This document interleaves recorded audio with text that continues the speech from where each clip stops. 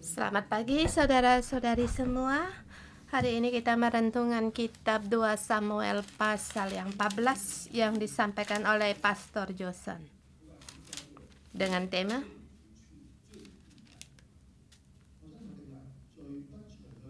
kalau dosa tidak diselesaikan,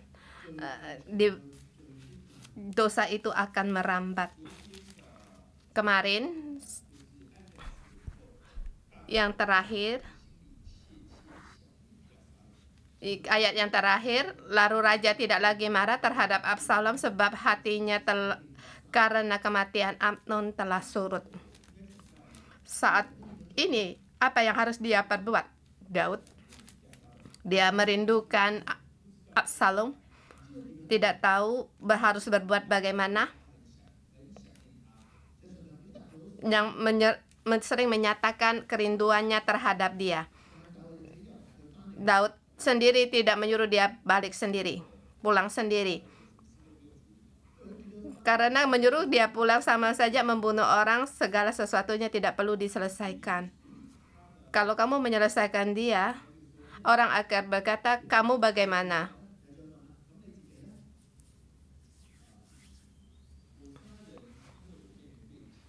Saya membunuh orang karena adik saya diperkosa. Ayah, kamu membunuh orang untuk apa? Untuk keinginan nafsumu sendiri. Jadi dia sendiri tidak berani menyelesaikan dan tidak membereskan dan tidak bisa bagaimana menyelesaikan.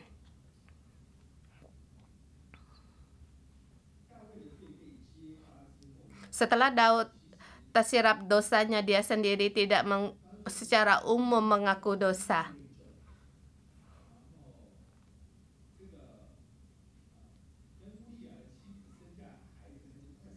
Setelah dengan istri Uria melahirkan anak, kemudian anak itu mati.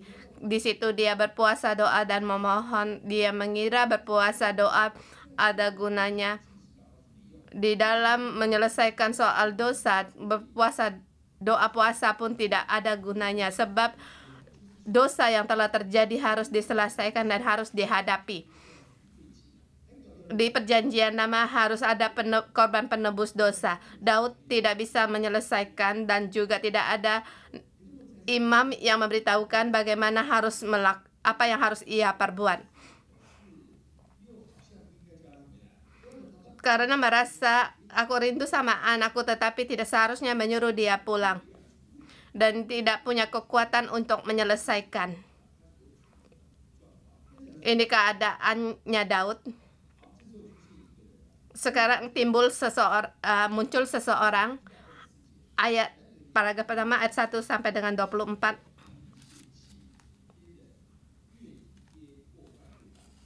Dengan kedarah dagingan pada orang semakin mendekat semakin mencelakakan. Dengan darah daging mendekat pada orang makin mendekat, bencana makin besar. Ayat pertama, ketika Yoab anak Zeruya mengetahui bahwa hati raja merindukan Absalom. Anak Zeruya adalah saudara dari Daud. Jadi Yoab adalah anak sepupunya. Yoab adalah sepupunya. Di sini menyebutkan anak Zeruya, seharusnya menyebut nama ayahnya, tetapi di sini menyebutkan nama ibunya, Zeruya. Mungkin hamil sebelum menikah atau tidak tahu siapa ayahnya, maka disebut anak Zeruya. Orang yang demikian pada di zaman itu sulit untuk diterima. Dan kalau zaman sekarang, dari segi sekarang melihat, dia akan dibully orang karena tidak punya ayah yang menjadi pelindungan baginya dan mudah untuk rusak dan mudah masuk gangster. Pada saat Daud di Adulam, di Gua Adulam. Yang mengikuti perkumpulan di Adulam juga adalah orang penjahat-penjahat. Mereka juga dikejar oleh perintah oleh raja. Demikian juga Daud. Di sini kita berpikir, aku demikian, mari kita berkumpul bersama akan menjadi besar, sehingga di situ berkumpul 400 orang-orang pelarian, termasuk Yoab dan 3 beradik.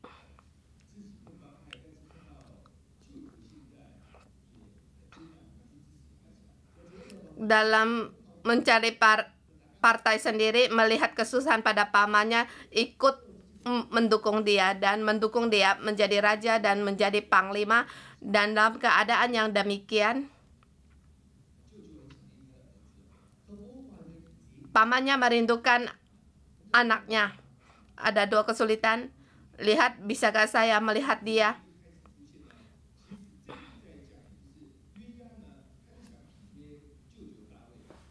Di sini dikatakan, ya, Yoab ingin mendekat mengambil hati Daud pamannya.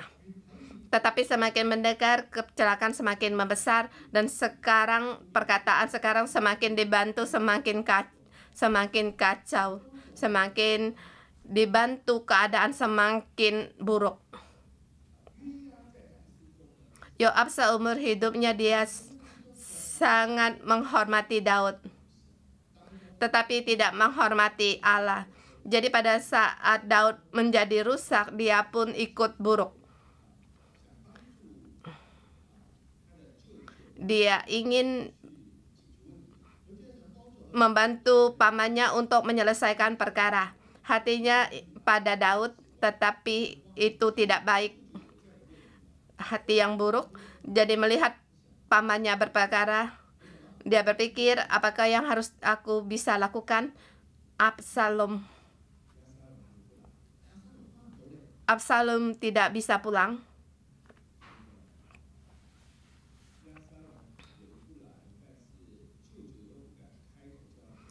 Absalom tidak boleh pulang, tetapi pamannya tidak berani buka mulut untuk menyuruh dia pulang.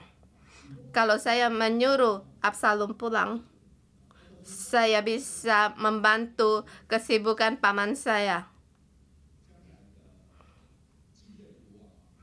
Absalom juga mungkin akan menjadi orang yang menerus kerajaan karena Amnon telah meninggal, dan ada kemungkinan kerajaan kedudukannya akan diteruskan kepada Absalom. Dan untuk masa yang akan datang, saya mendapat hati, lebih baik saya sekarang berpikir apa yang harus saya lakukan. Ini perkara dari Yoab. Dalam hatinya tertuju pada Daud, tetapi Daud menjadi buruk, dia ikut buruk. Pada saat Daud ingin membunuh Uria, maka Daud mencari Yoab untuk melakukannya. Jadi Yoab berkata, aku terima, sekarang aku selesaikan. Jadi satu perkumpulan yang rusak. Yoab mempunyai kunci kelemahannya. Ini perkara yang lain. Dia mencari seorang perempuan untuk menyamar, untuk berkata kepada raja. Perempuan ini sangat lihai. Dia lebih lihai lagi Yoab. Apa yang diajar oleh Yoab untuk berkata? Seluruh perkara ini dimulai dari pembicaraan, dari pembohongan, dan dari kata berbohong tidak ada hasil yang baik.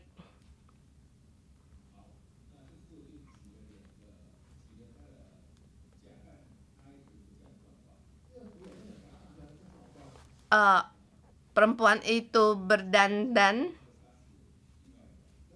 2 beradik saling berkelahi, seorang membunuh yang lain. Tapi merasa orang membunuh, yang si pembunuh pun harus mati. Kalau begitu aku tidak ada keturunan lagi. Kalau begitu saya sangat dikasihan. Dan bertanya kepada Daud apa yang harus ia lakukan.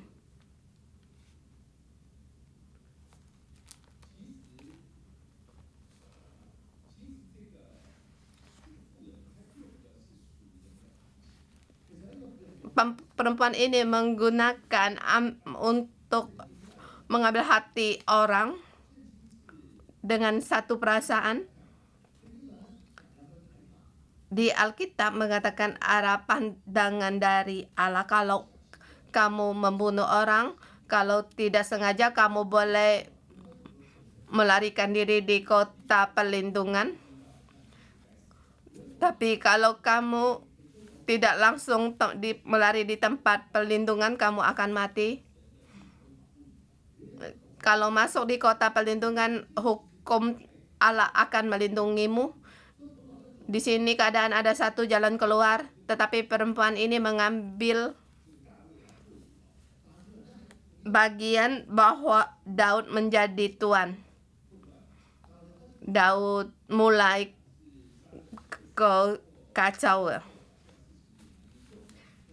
Ia membunuh orang tapi tanpa keturunan, itu hal yang sangat serius. Karena Daud tidak menyelesaikan dosanya, jadi dia tidak bisa mengambil keputusan perkara ini. Karena tidak hati-hati, meninggalkan keturunan itu sangat penting. Jadi Daud, baik aku sekarang yang membantumu.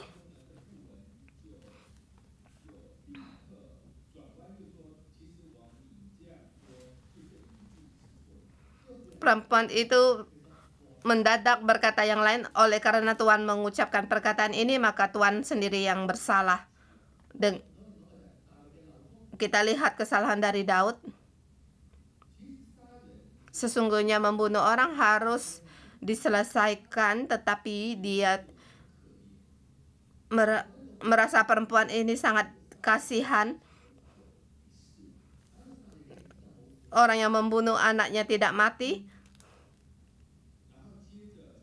Lewat dengan bingkai-bingkai ini berkata kepada Daud, "Ya Raja, kamu sangat baik untuk membela perkara saya, tetapi mengapa kamu tidak bisa membela perkaramu sendiri? Kamu berbuat demikian terhadap umat Allah pun tidak baik." Didengar oleh Daud, merasa juga ada kacau dan tidak bisa berpikir. Didengar memang ada alasan di mana yang tidak bisa diselesaikan di situ. Tidak tahu di mana ada kesalahan. Dua keadaan berbeda. Dan perempuan ini berkata, dikatakan dua beradik ini, mereka berkelahi di padang dan membunuh salah satu pihak. Di sini kejadian mendadak pengorban dengan korban penghapus dosa bisa disahkan karena tidak sengaja untuk membunuh. Dan perkara Absalom, dia itu bukan dengan tidak sengaja membunuh, tetapi dia sengaja membunuh. Dia menanti 2 tahun untuk membunuh, jadi tidak ada belas kasihan karena dia sengaja untuk membunuh.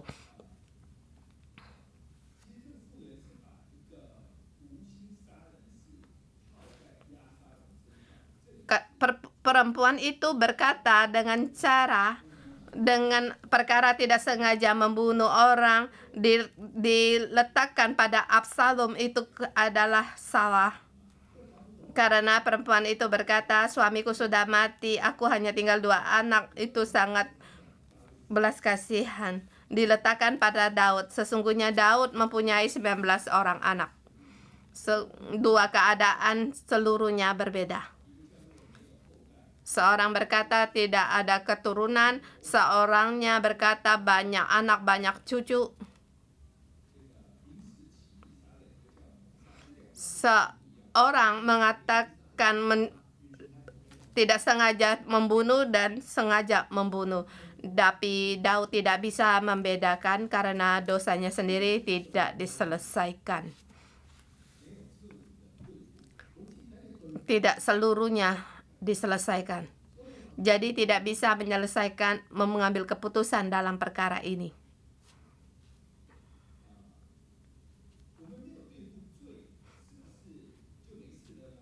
Kalau kita tidak menyelesaikan dosa, apakah tidak mati?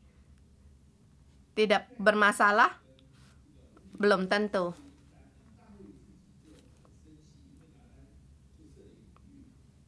Daud dengan perkara istrinya Uria sangat berduka karena Nathan membongkar rahasia ini. Dikatakan seorang yang kaya mengambil domba orang yang miskin untuk dimakan.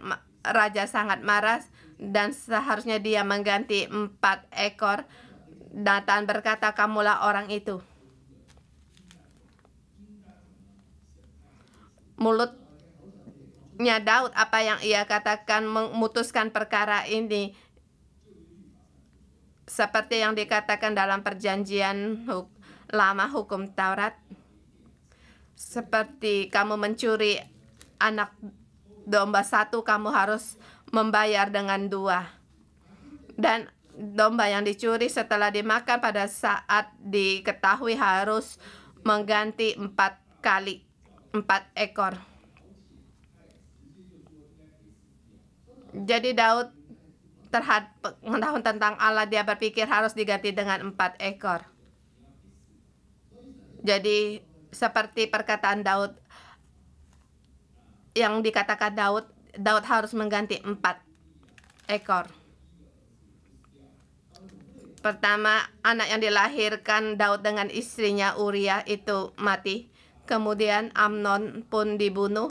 Kemudian masih ada 2.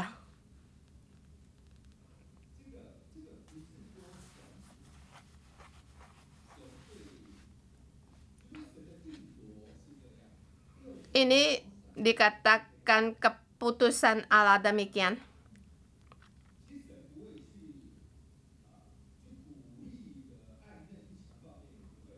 Allah tidak menyarankan agar Amnon memperkosa adiknya.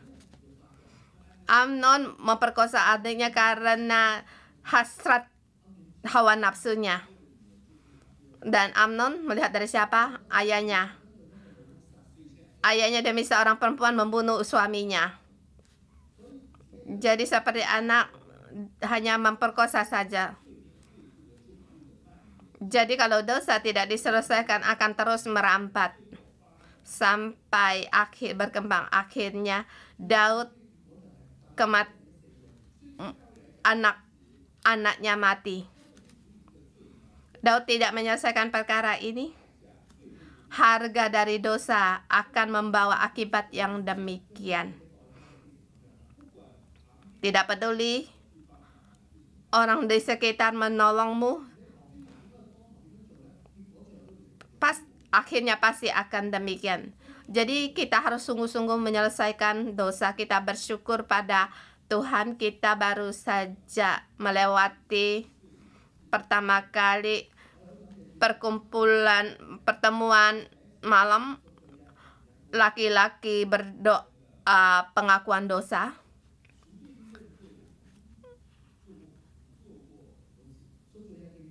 Di hari perdamaian mengaku dosa kita telah melakukan berapa kali. Tapi tahun ini baru mengumpulkan kaum laki-laki.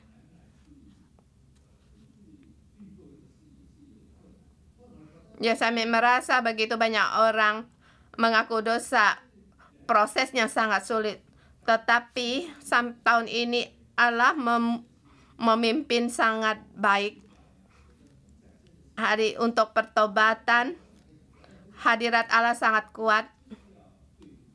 yaitu untuk menyelesaikan dosa. Dosa sudah ada sejak awal. Saat kita mau mengaku, Allah akan mengampuni.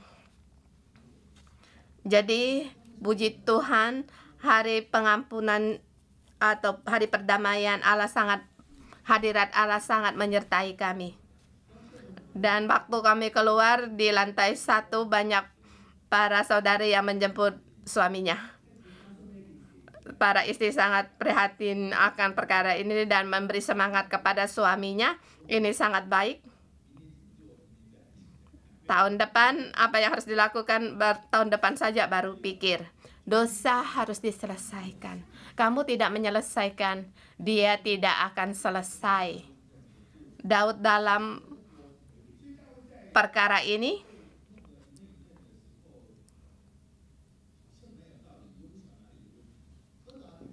Daud dibikin kacau, sepertinya ada masalah tetapi tidak punya alasan.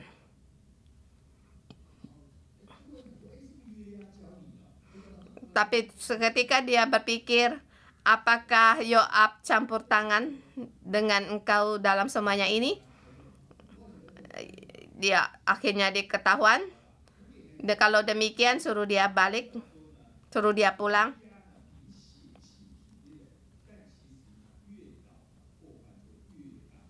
Jadi di poin pertama, Yoab dengan kedarah dagingan, tapi bencana yang dibawa semakin besar. Sebab dosa harus diselesaikan. Kita lihat di yang kedua ayat 25 sampai dengan 33.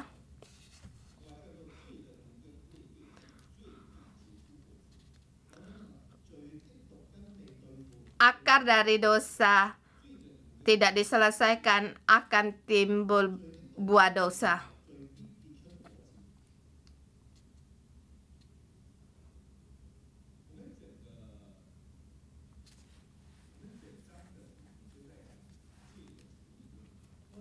Kita di seluruh tema mengatakan tentang dosa, masalah dalam dosa. Bagi Daud harus diselesaikan. Kalau Daud tidak menyelesaikan dosa, keluarga Daud akan merambat. Amnon muncul, Absalom muncul, dan terus merambat sampai bagi setiap orang di sini dikatakan tentang Absalom. Absalom punya masalahnya sendiri, tetapi dosa dari ayahnya akan meliputi dia. Tapi dirinya tidak boleh menyalahkan ayahnya, sebab dia sendiri harus menyelesaikannya. Mungkin kita dalam kekerasan rumah tangga dibesarkan, kita dengan kekerasan terhadap generasi berikutnya, tetapi bukan berarti kamu berbuat demikian itu benar. Dan juga bukan berarti kamu harus memilih dengan kekerasan terhadap anak. Kita setiap orang mempertanggungjawabkan hidupnya kepada Tuhan. Tidak bisa untuk menyalahkan orang lain. Kita tidak bisa untuk tidak bertanggung jawab. Kalau kita dari kecil tidak punya ayah, kita tidak mempunyai kasih ayah. Apakah sama artinya kita setelah dewasa kita tidak bisa menjadi ayah yang baik? Kita bisa dengan mengandalkan Allah, mendapatkan kasih Allah, kemudian kita bisa teruskan keturunan kita berikutnya. Setiap orang harus mempertanggungjawabkan kepada Allah. Dan Absalom akarnya sendiri ia tidak selesaikan.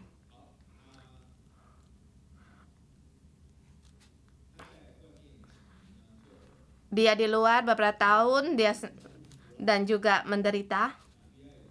Yoab lewat Yoab dia diizin pulang, itu bukan sangat baik, tetapi tidak terasa kesepian lebih besar karena semua orang,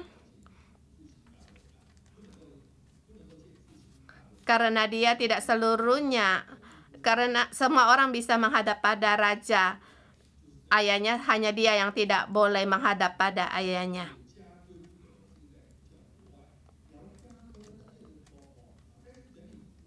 Ada peraturan sendiri. Pada saat kamu tinggal di kotamu tanpa izin, tidak mendapat Injil untuk menghadap ayahnya, itu lebih lagi menderita. Jadi, apa yang harus dia perbuat? Jadi terpikirlah dia akan Yoab, dan ia mencari Yoab. Yoab merasa perkara ini tidak bisa ikut campur tangan, jadi Yoab menghindar dari dia. Yoab tidak bisa mencari Yoab, akhirnya dia membakar ladang Yoab. Absalom membakar ladang Yoab. Akhirnya Yoab menghadap padanya. Di sini kita lihat Absalom. Dia sangat egois dan juga dimanja.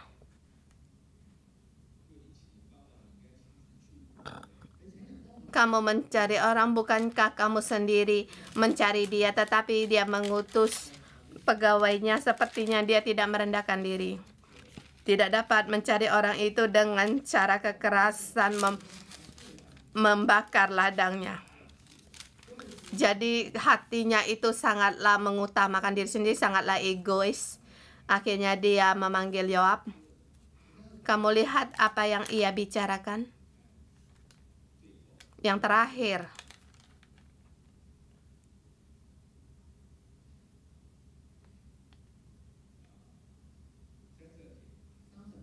ayat 32.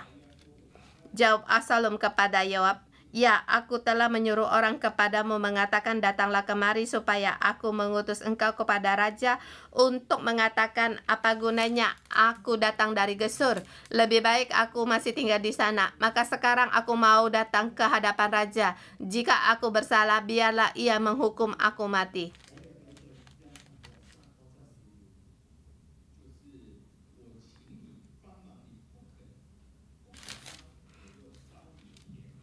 Yaitu, saya menyuruh kamu menolong saya, kamu tidak mau menolong saya membakar ladangmu. Ini bukankah itu satu gangster yang tidak memberi muka, dan juga kemudian kedua orang berhadapan dan berkata, "Jika aku bersalah, biarlah ia menghukum aku mati." Dia adakah bersalah? Ya, pasti ada. Tetapi dia sekarang merasa ia sekarang tidak bersalah. Merasa benar sendiri, akarnya muncul lagi. Akar dari mana datang? Yaitu dimulai karena adiknya diperkosa. Adiknya sangat kasihan, dia sangat mengasihi adiknya. Adiknya bernama Tamar. Absalom mempunyai putri juga bernama Tamar. Saya percaya ini ada hubungan. Mungkin dia sangat mengasihi adiknya dan mengingatkan adiknya, jadi memberikan namanya bernama Tamar. Dan adiknya juga cantik. Absalom sangat mencintai, sayang terhadap adiknya di sini. Sekarang adiknya dia ditindas orang, jadi merasa tidak bisa melindungi adiknya. Jadi dia merasa dia yang disalahkan. Adiknya sangat kasihan. Saya telah menghibur dia bertahun-tahun, tetapi dia tetap dalam berduka. Jadi saya harus ambil bagian untuk membela adik saya. Dan lihat Amnon, kakaknya mencari perempuan lain. Masih banyak perempuan lain yang disakiti seperti adik saya. Ayah tidak menyelesaikan. Jadi saya hanya jarak sendiri. Ini pikiran logik dari saya. Jadi saya bukannya tidak mau berpegang pada hukum Taurat. Saya ingin, tetapi tidak ada orang yang menyelesaikan. Ayah juga tidak menyelesaikan. Mengapa tidak menyelesaikan? Sebab ayah lebih buruk dari kakaknya. Ayahnya merebut istri orang lain, bahkan suaminya yang mempertaruhkan nyawa untuk dia malah dibunuh. Jadi saya tidak melihat ayah membela adik saya yang saya kasihi dari segi seperti yang disakiti muncul, merasa benar sendiri. Kemudian setelah merasa benar sendiri, merasa penderitaannya sangat besar. Jadi merasa saya tidak seharusnya demikian. Aku terpaksa melakukan hal itu.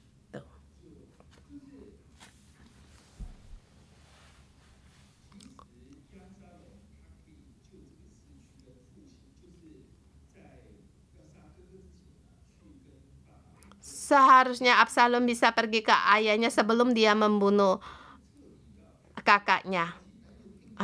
Seharusnya diselesaikan dengan membicarakan, tetapi dia tidak melakukan demikian. Dia sendiri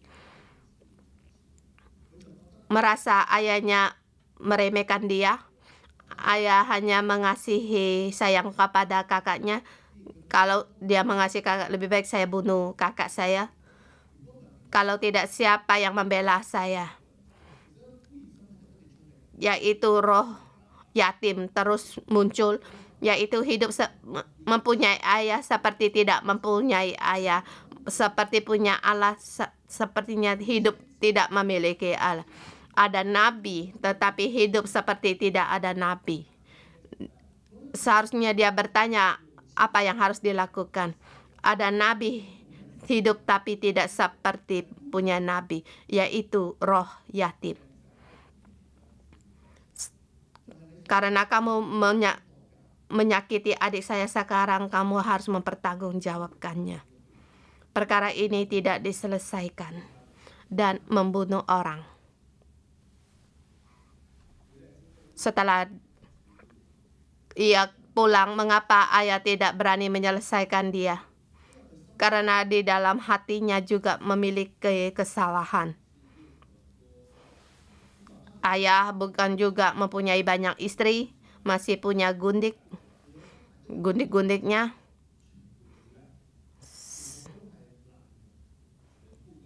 Semuanya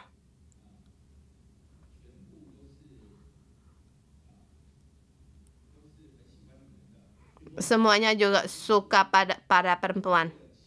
Semua demi nafsu, sehingga mengorbankan orang lain. Jadi dia merasa benar sendiri. Kemudian dia mulai melindungi diri sendiri untuk melindungi adiknya. Semakin dia lakukan, semakin bersalah. Sampai akhirnya dia merasa benar sendiri, dia tidak merasa dia sendiri punya masalah. Dan pasal berikutnya akan menimbulkan buah yang terus merambat. Jadi kita harus dosa kita selesaikan.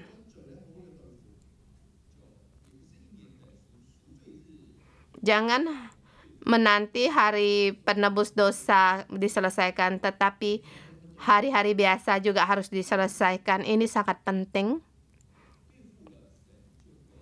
Setelah kita selesaikan, Allah akan menyelesaikan dan beban kita akan merasa tidak berat.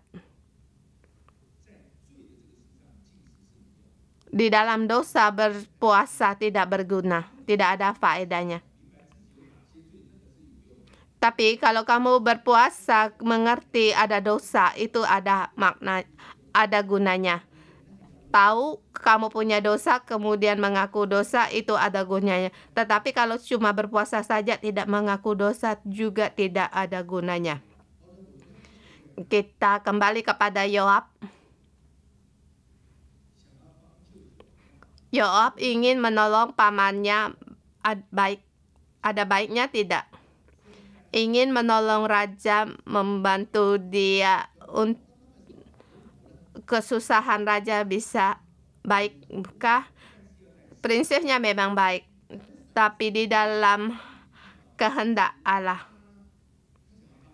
Jadi kita lihat dia ingin menolong raja, dia ingin memberi kebaikan kepada Absalom, sampai akhirnya Absalom membakar ladangnya.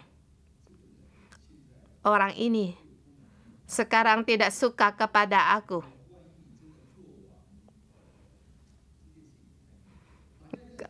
Apalagi kalau kamu menjadi raja, hal ini sangatlah tidak baik. Ada kesempatan aku akan menyelesaikanmu.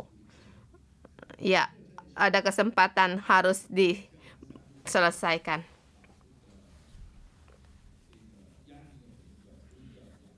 Seperti dia menyelesaikan Panglima Abner.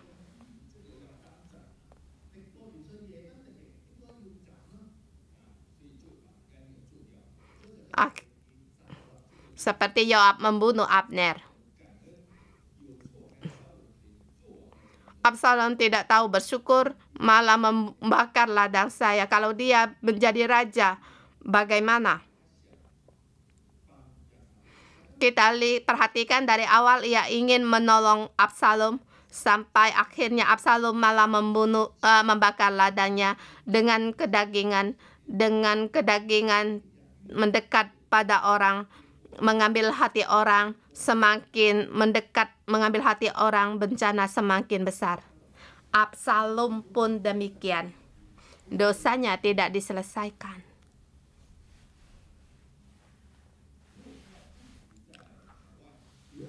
Kalau dia terus di luar, ya memang dia menderita, tetapi dia mempertanggungjawabkan karena membunuh orang. Seperti Musa mengembara 40 tahun, dia juga harus mempertanggungjawabkan kesalahannya. Tetapi pada darah dagingan ikut muncul menolong waktu dia datang, merasa tidak bersalah. Masalah itu ada padamu. Saya terpikir rupanya kamu lebih buruk dari saya, lebih jahat dari saya, dan seharusnya dia sendiri berdosa, tetapi dia merasa dia lebih benar dari orang lain. Ini pembelokan yang sangat besar. Absalom tidak berkuasa, yang membohongi diri sendiri karena masalahnya sendiri, bukan hanya masalahnya sendiri, dan juga kuasa dari keturunan. Jadi kita setiap orang harus menyelesaikan dosa kita, bukan hanya untuk diri kita sendiri, tetapi untuk seluruh keluarga dan keturunan kita berikutnya. Kita mohon Tuhan untuk menolong kita. Kita harus selalu menyelesaikan dosa kita, agar kita lebih lagi mendekat pada Allah dan lebih lagi mengerti firman Allah. Allah mau memberikan kasih karunia-Nya untuk kita. Mohon Tuhan untuk menolong kita. Mari kita menyembah Tuhan Allah kita.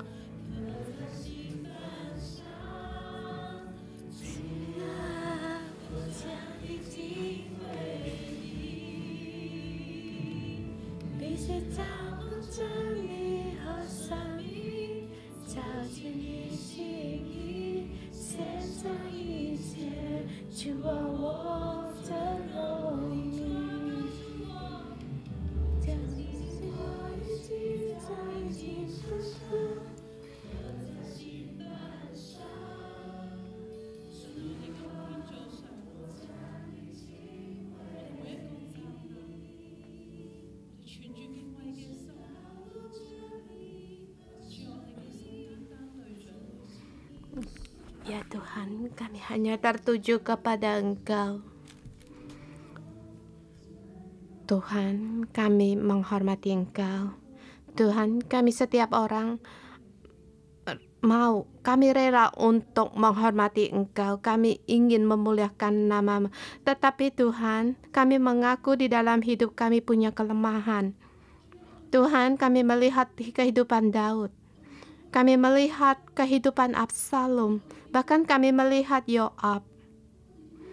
Kami melihat dosa dari keturunan-keturunan yang terus merambat. Kami tahu pada saat kami tidak menyelesaikan dosa kami, akar dari dosa akan mencekam kami, sehingga kehidupan kami terpuruk. Kami terpuruk dalam kelemahan. Saudara-saudari semua, di pagi hari ini kita datang di hadapan Allah. Mari kita baik bersujud atau duduk. Kita mohon Roh Kudus untuk menerangi kita di dalam kehidupan kita. Adakah bagian masih tersembunyi akan dosa-dosa kita atau kesalahan kita yang masih dalam kegelapan? Kita mohon Roh Kudus untuk terlebih dahulu menerangi kita. Pada saat kita dibutakan seperti Daud, dia tidak terlihat olehnya sendiri mempunyai dosa, sama seperti Absalom, seperti dia pun merasa benar. Tapi Roh Kudus, kami mohon Engkau sendiri yang menerangi kami setiap orang.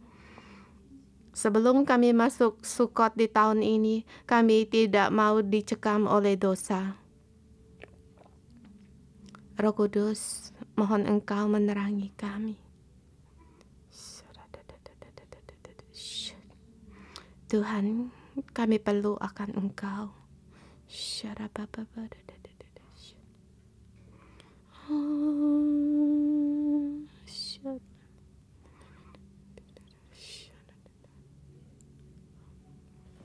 Roh Kudus, Engkau mengingatkan kami setiap orang.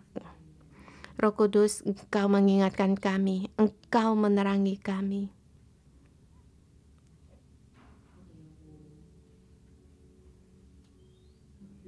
Adakah kami dengan kedagingan kami? Adakah kami dengan kedagingan untuk mendekat atau mengambil hati orang? Dengan kedagingan kami untuk menolong orang.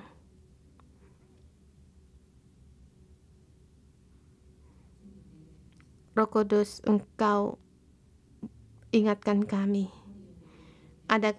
Apakah kami masih tetap dalam merasa benar sendiri?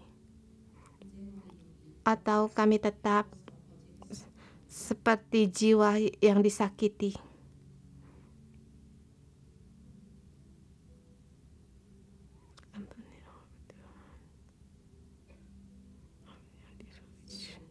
Roh Kudus, Engkau datang untuk mengingatkan kami. Minggu kemarin kami mengaku banyak dosa-dosa kami, tetapi hari ini Tuhan lewat Daud, Absalom, Yoab, bahkan perempuan Tekoa ini juga menjadi cermin kembali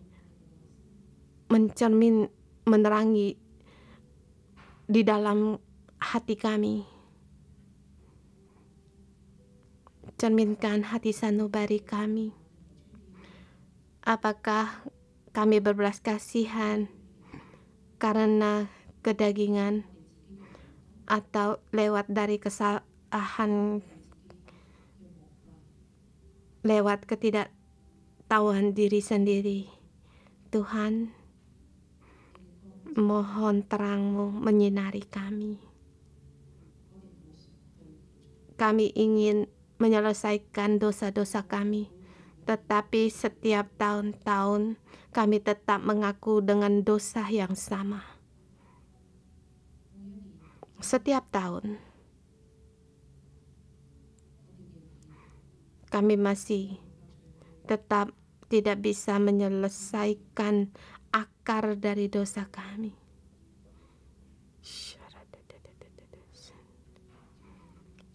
Tuhan, mohon Engkau tolong kami. Kami sungguh, kami dibutakan seperti Daud.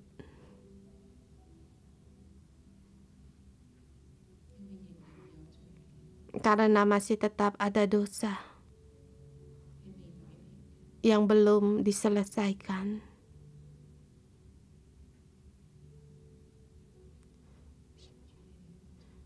Ya Tuhan, Engkau tolong kami.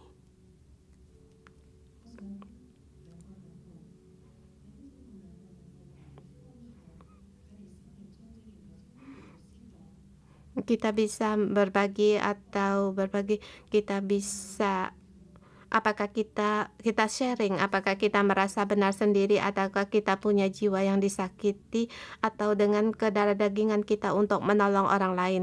Kita berbelas kasihan karena ke darah daging kita, di dalam kita banyak akar pahit karena pemimpin kita tidak membela kita. Kita bersama untuk berdosa. Kita langsung di sini kita berdosa. Pada saat kamu tahu akan kesalahanmu yang tadi saya katakan, kita saling untuk mengaku kesalahan kita.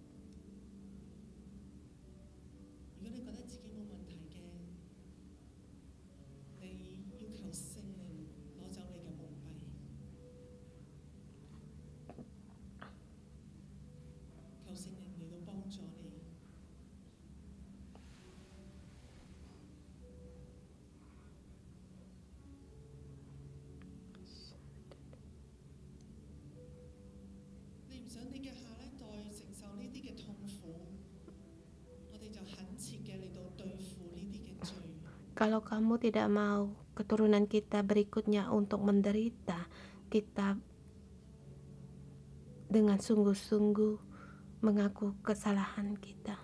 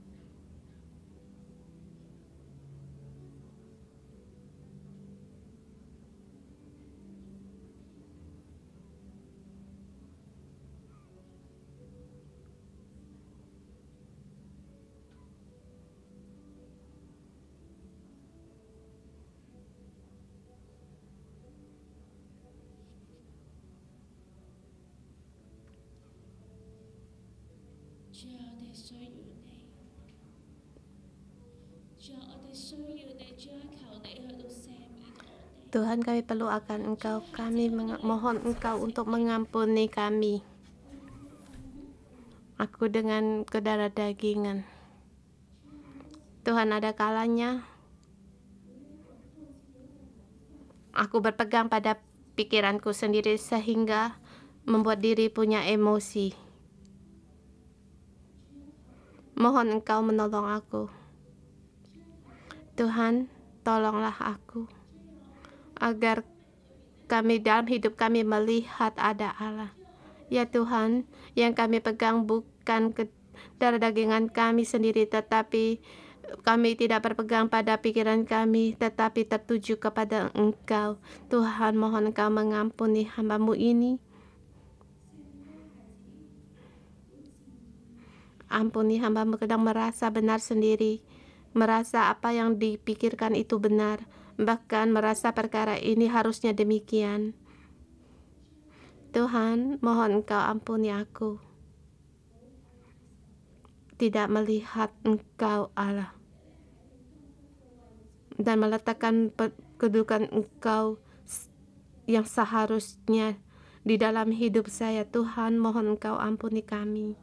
Tuhan, kami datang di hadapan-Mu mengaku segala kesalahan kami, dosa-dosa kami. Ya Tuhan, kami semuanya dengan kedarah dagingan, bahkan di dalam kami banyak sekali menggerutu dan juga akar pahit.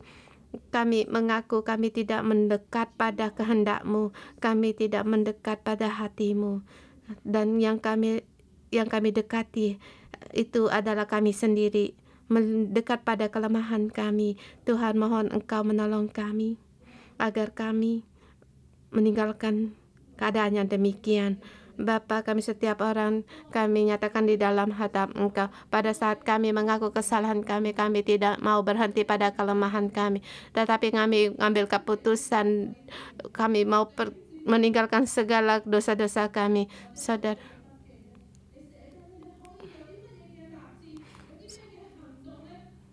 Saudara semua, kalian boleh menulis di HP atau di secari kertas, ambil keputusan untuk dosa-dosa yang hendak kamu tinggalkan. Mungkin saudara suka main HP, main game. Kamu tulis, saya delete semua game itu.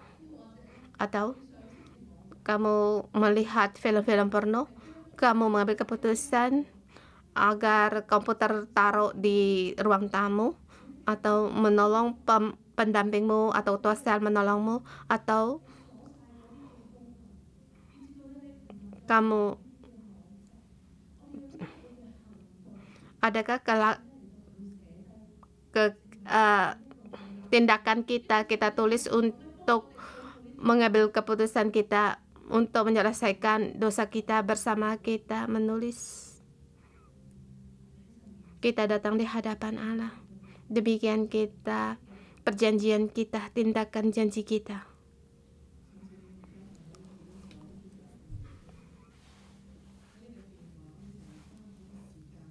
Atau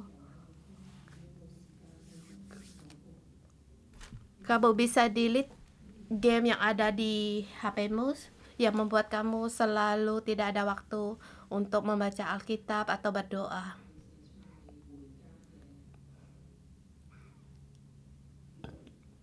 Kita tulis jalan kita pertobatan, tindakan yang jelas, dan juga kita tindakan kita untuk kembali lurus.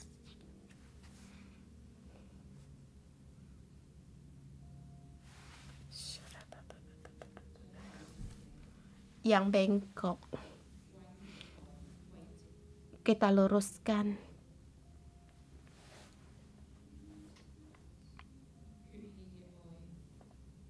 Kasih dengan darah daging harus diluruskan kembali.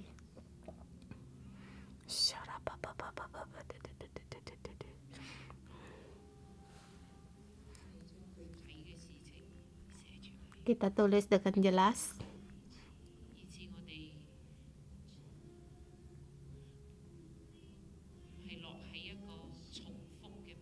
Sehingga kita tidak berulang kali dalam satu pattern. Tidak bisa keluar. Pada saat kita tulis, mengingatkan kita. Memang kalau ada perkara, masalah kamu harus ganti rugi. Kamu punya waktu. Jangan diundur-undur lagi. Segera kamu ganti.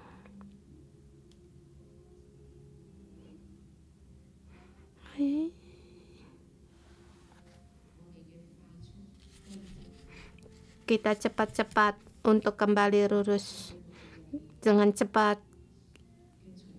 kita memusnahkan akar dari dosa kita.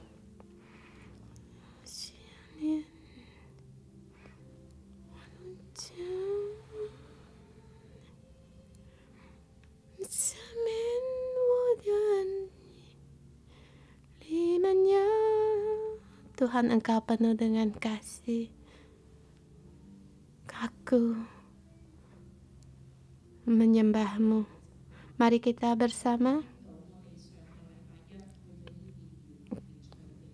Kita juga mendengar, kita minggu kemarin pergi ke Taman Eden untuk membersihkan tanaman liar, mekanku, sampai akar-akarnya dicabut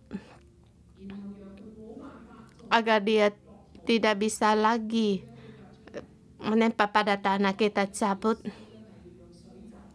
Ada yang bilang mau dibakar atau direndam sama air, harus demikian dimusnahkan. Dan juga pada saat dicabut, jangan bukan pada waktu dia berbunga, tetapi pada hari penebus dosa, pada hari perdamaian ini dicabut. Bukan, kalau tidak demikian dia di bulan 2 akan berbunga dan akan menyebar kemana-mana. Kita semua juga ingin mencabut tanaman liar yang ada di dalam hati kita. Kita melakukan tanda tangga petik. Apa yang menjadi tanaman liar di dalammu? Kita cabut dengan akar-akarnya. Memang harus dengan kekuatan. Kita harus punya perkakas. Kita harus punya perkakas rohani. Kita mohon Roh Kudus untuk menolong kita. Kita harus mengambil ketetapan, keputusan agar akar dari tanaman liar ini kita cabut sampai ke akar-akarnya. Mari kita ngambil tindakan dengan kuat. Kamu cabut akar-akar yang tanaman liar yang di dalam hidupmu. Tidak boleh ditinggalkan, harus dimusnahkan. Roh Kudus, yang Engkau terangkan padaku, semua dosa-dosa ini aku cabut sampai ke akar-akarnya. Bahkan kami tidak memanjakan diri sendiri. Kami punya tindakan. Kami perlu ada tindakan untuk kembali lurus. Kami perlu semangat untuk pulang rumah. Dan kami punya tindakan. Mari bersama kita masuk dalam rohani kita. Mohon Tuhan menambah kekuatan kita untuk mendesak kita, agar kita cepat-cepat untuk kembali bertobat, cepat-cepat kembali pulang rumah dan lurus kembali. Mohon Tuhan untuk tolong kita. Tadi yang kita sering kayak kita saling untuk memberi semangat. Hal yang kamu tuliskan, kamu bisa berbagi, kita bersama saling memberi semangat dan bersama saling mempertanggungjawabkan dan saling menasehati. Kita tidak seorang diri untuk kembali lurus. Kita harus bersama untuk lurus tertuju pada pohon kehidupan.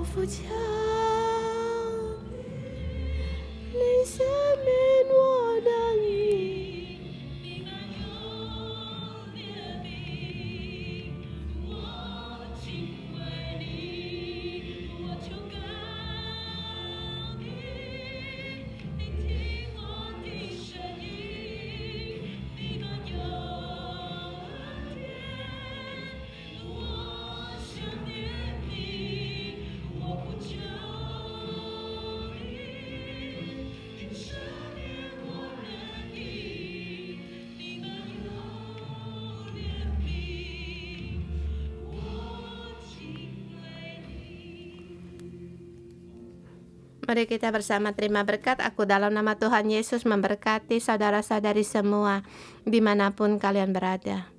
Dalam nama Tuhan memberkatimu. Selalu merenungkan,